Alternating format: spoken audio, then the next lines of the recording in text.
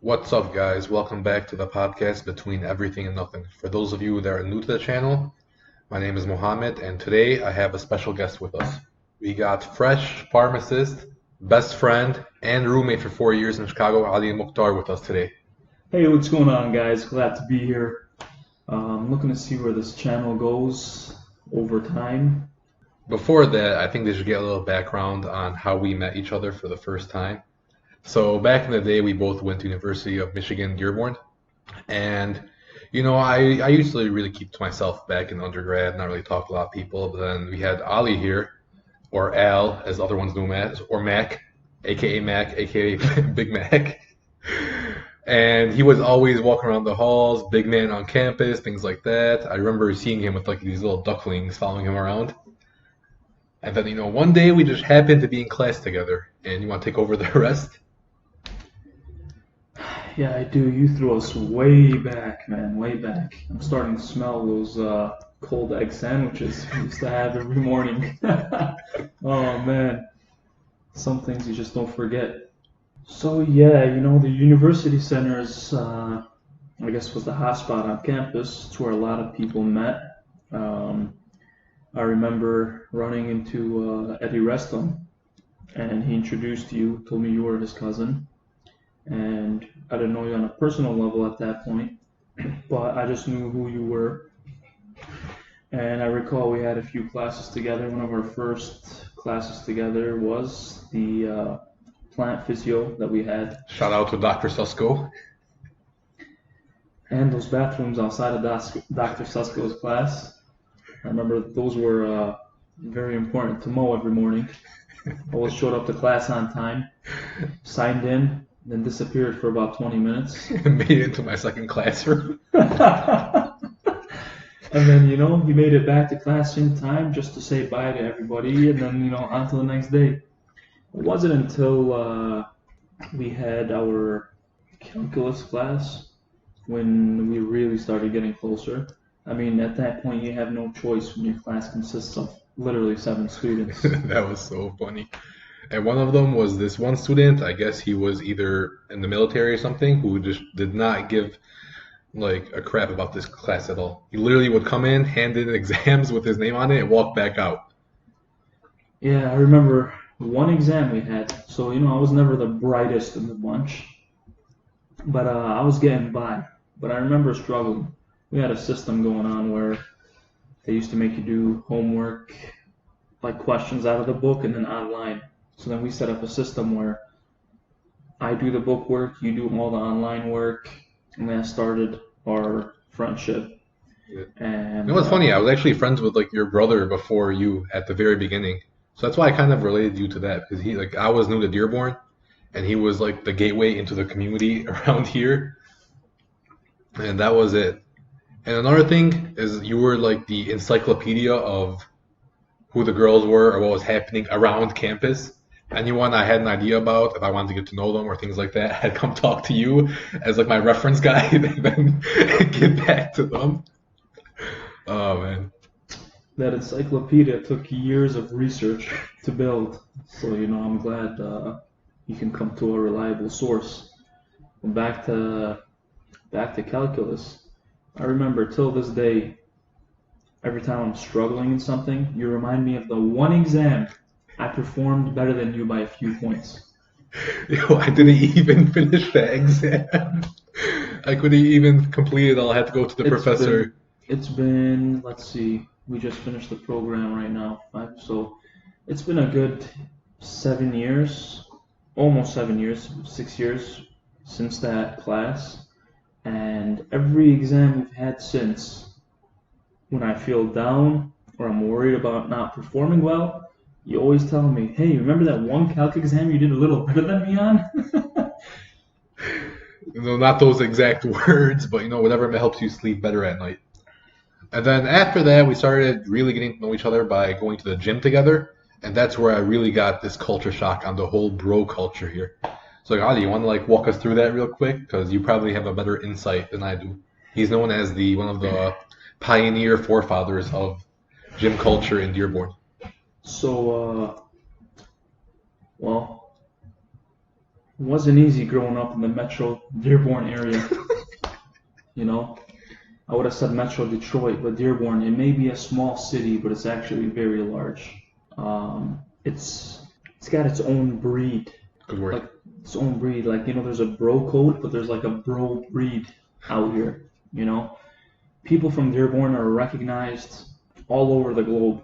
I remember one time going on a trip to Panama with some friends, and as I'm sitting in the jacuzzi outside one of the hotels, some random guy looks at us and goes, "Hey, aren't you guys from Dearborn?" Like you can just be spotted from anywhere. You saw my brother there too, right? I did see your brother out there. But growing up in Dearborn, there's a few things that you have to enjoy. If you don't enjoy it at some point in your life, you will start enjoying it because you have no other choice but to enjoy it, and then you're going to regret not starting earlier. One of those things is working out. And there's a lot of people that work out and exercise, but working out in Dearborn is different. You have to be a whole different breed. That's actually very true because when I first moved here at the age of 16, I was like sheep to the slaughter to these guys because I never really worked out much. I mostly just played basketball here and there. And then walking with Ali, he would tell you, yo, get on the bench and hit 100 reps of like bench press. I'm like, yo, what 100 reps you talking about? Like you don't see me like with arms of like twigs and like I weighed I think like a buck 80 at that time. But you had to either adapt. The only way you're gonna survive. Hey, at least you weighed a buck 80. When I was getting started, I was about a buck 20. My mom wouldn't let me outside on a windy day without putting stones in my boots so I don't get blown away. And honestly, I would never have ever believed that unless I actually saw the pics of you weighing 110 in high school. Just want to know how you survived, like how these football players weren't using you as floss. So, luckily for me, I wouldn't call myself the class clown, but I also wasn't the cool kid and I wasn't the nerd.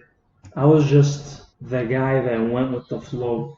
I kind of rolled with all the crews and I got along with everyone. Everyone got along with me. I never had problems with anyone. Nobody had problems with me. And it kind of just went from there. I went through some personal things towards the end of junior year of high school. And that kind of was like that trigger mark for me to get into this whole bro culture going on in the Metro Dearborn area. And it just went from there. No, but you've definitely come a long way from there. Especially if, like, from the time I first met you till now, you're almost a whole different person, honestly. And like switching topics real quick, and because you've been in the gym a lot, and you kind of showed me a lot of things that happen in the gym too. Would you say the steroid use is really rampant in Dearborn? Is it a big thing, or it's just that kind of thing they just say to every big guy they see? To be completely honest, there is a good amount of use around, but every big person they see is just assumed to be on because You were one of them. Every time someone was with, you were always with me. Someone would literally ask me, "Is he juicing? Is he on steroids? What's he taking? Can I get on his cycle?" Things like that. And everyone in the gym has thought about it at least once in their lifetime. that's true. Anybody that's been serious about the gym has thought about it at least once. And when people used to come up to me and tell me those things, it used to bother me it got to like a personal level. I used to get extremely frustrated and pissed. But then a lot of people would tell me, why would you get pissed about it? Take it as a compliment. Use it to your advantage. Let them believe whatever they want. Why would it affect you? And then took that advice, and it does make the world of a difference. Why should it matter what anyone does? Why does it matter if I use or don't use? But then after the years, as the years progressed, being in the gym more, using different facilities, training with different people, being around different people, you meet all sorts of people. And as you get people's trust, you get into their inner circle, and then you see what's going on. And then I start realizing why everyone always assumes when they see someone larger than them, they say they're on steroids. And the reason why is because I have met so many people throughout the years, and I'm not calling myself big, but I've gotten a lot bigger than how I was when Definitely, I first started training. definitely from the 110 pounds, quick 100 pounds from there. But there's a lot of people that are half my size, but it turns out they've been in the steroid game. Yeah, I feel like that just comes down to people's bodies reacting differently to it, and they're not probably taking the proper medications, proper cycles, and things like that. So, what's your stance on the issue?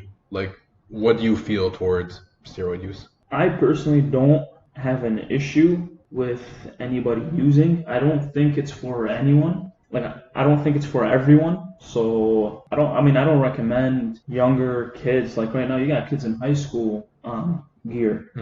And I mean, like I said, I have no problem with people using steroids, but it just depends on who's using and when they're using. Everybody's doing it. The thing is, and depends on their intention. I used to look at it where if I'm not going to be stepping on stage or competing, there's no point in using. But then again, I kind of understand how other people look at it. But even if you're doing it just for personal use and not for competition, just for yourself, that's still understandable. Whereas majority of the population here is just everyone's taking whatever they can get their hands on just to impress the girl sitting next to them at the gym.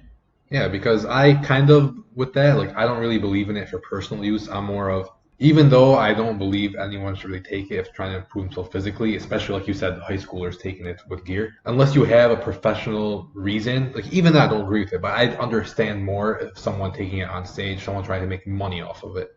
I personally don't see the use for it as a personal hobby or this thing to do to get bigger in the gym. Even though I've also made progress in the gym, things like that, but I don't feel like I need the extra edge that steroids and stuff would give me just to get to where I want to be. Now I get where you're coming from. Some people is just everyone has their hobbies, and to some people, certain things mean more than to others. 100%. So in regards to the use, I mean, I see there's a large amount of people using, and the age range goes, like I said, from high school to even people closer to 50s. Yeah, 50s. 50s and 60s.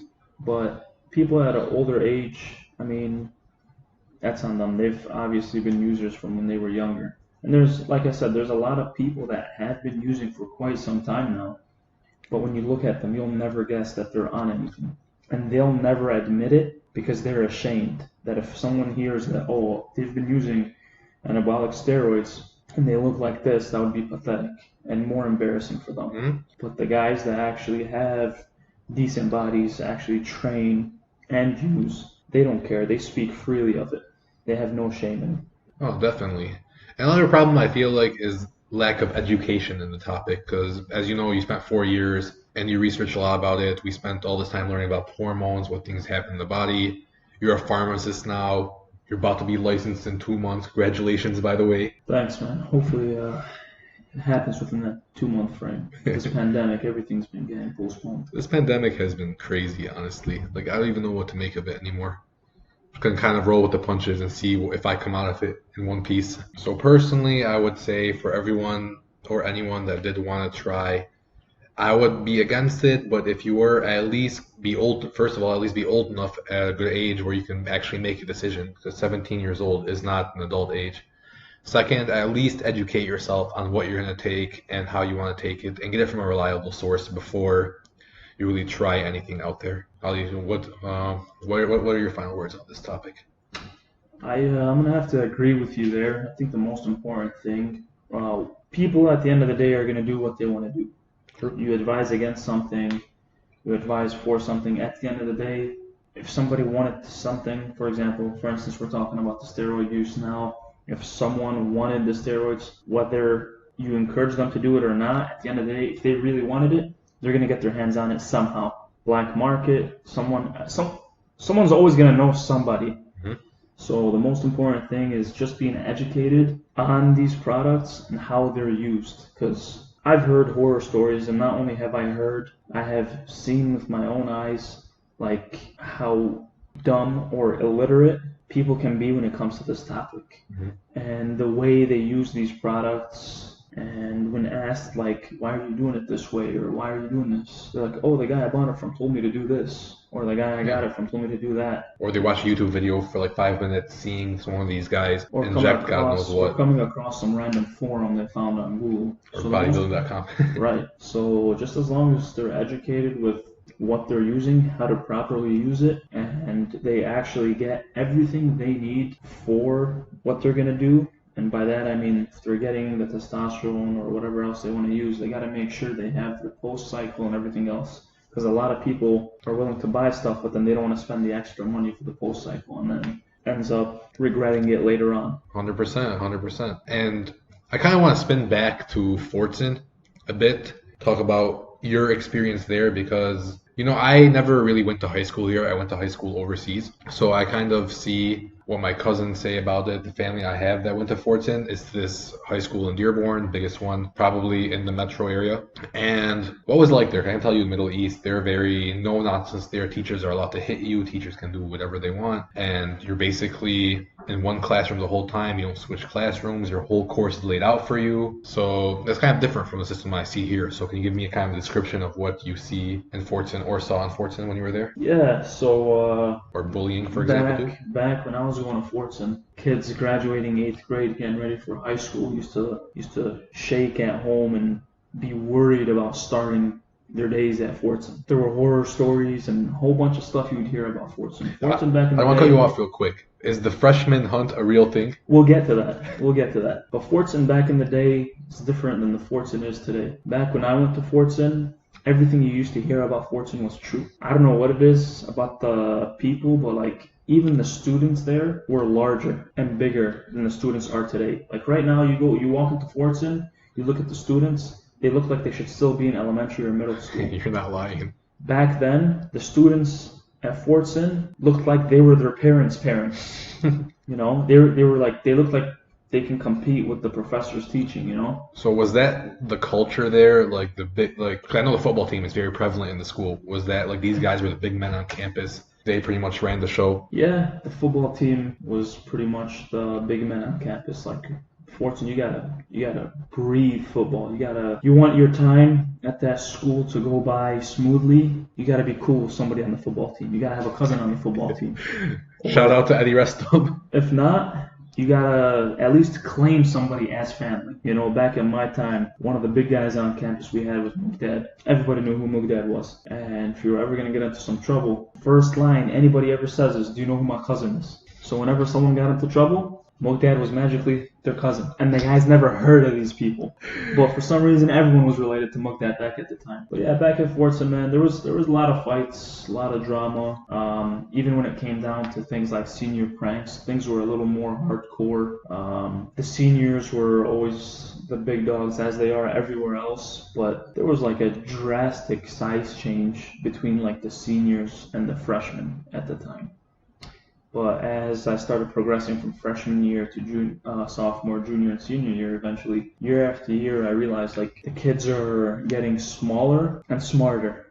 Like back then, you got a 2.0, you were a beast, You were a beast. Like you'd go, and parents didn't know anything about like parent-teacher conferences. Half the time, the parents only spoke in Arabic. So whenever you went to a professor that wasn't Middle Eastern, and they're sitting there plunking you out in front of your parents during conferences, you look at your family and you tell them, "Yeah, he was just telling me that I did a good job in his class."